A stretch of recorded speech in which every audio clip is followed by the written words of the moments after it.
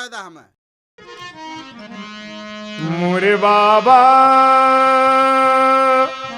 मोरे बाबा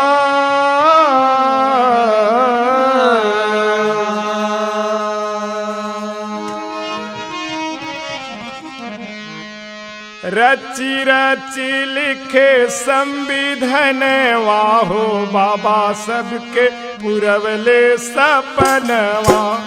रची रची लिखे संविधानवा हो बाबा सबके पुरवले सपनवा। रची रच के लिखे संविधानवा हो बाबा सबके पुरवले सपनवा। रची रची लिखे संविधानवा हो बाबा सबके पुरवले सपनवा। हर्षित मगन मन गगनवा हो बाबा सबके पुरवले सपनवा। हर्षित मगन मन गगनवा हो बाबा सबके पुरवले सपनवा। रची रची लिखे संविधानवा हो बाबा सबके पुरवले सपनवा। रची रची लिखे संविधानवा हो बाबा सबके पुरवले सपनवा। रची रची लिखे संविधानवा हो बाबा सबके पुरवले सपनवा। रची रची लिखे संविधानवा हो बाबा सबके पुरवले सपनवा।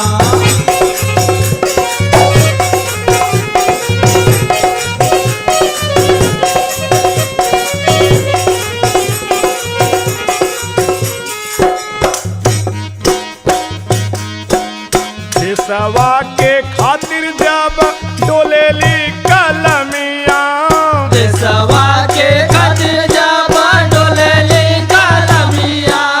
चाहिए अब आजादी नहीं रही है गुलामिया। चाहिए अब आजादी नहीं रही है गुलामिया। देशवा के खातिर जब डोलेली कलमिया। चाहिए अब आजादी नहीं रही है गुलामिया। निदिया उड़ल रातों दिनवाए बाबा सबके पुरवले सपनवा। निदिया उड़ल रातों दिनवा हो बाबा सबके पुरवले सपनवा। रची रची लिखे संविधानवा हो बाबा सबके पुरवले सपनवा। रची रची लिखे संविधानवा हो बाबा सबके पुरवले सपनवा।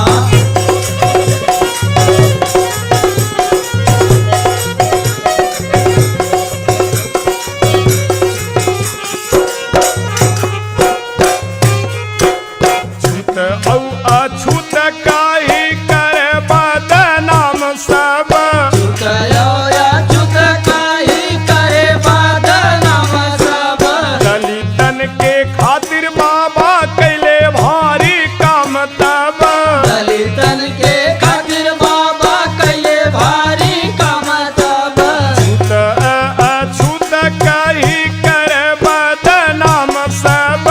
दलितन के खातिर बाबा कैले भारी काम तब। लिखे दलित खातिर आरक्षण वाए बाबा सबके पुरवले सपनवा। लिखे दलित खातिर आरक्षणवा हे बाबा सबके पुरवले सपनवा। रची रची लिखे संविधानवा हो बाबा सबके पुरवले सपनवा। रची रची लिखे संविधानवा हे बाबा सबके पुरवले सपनवा।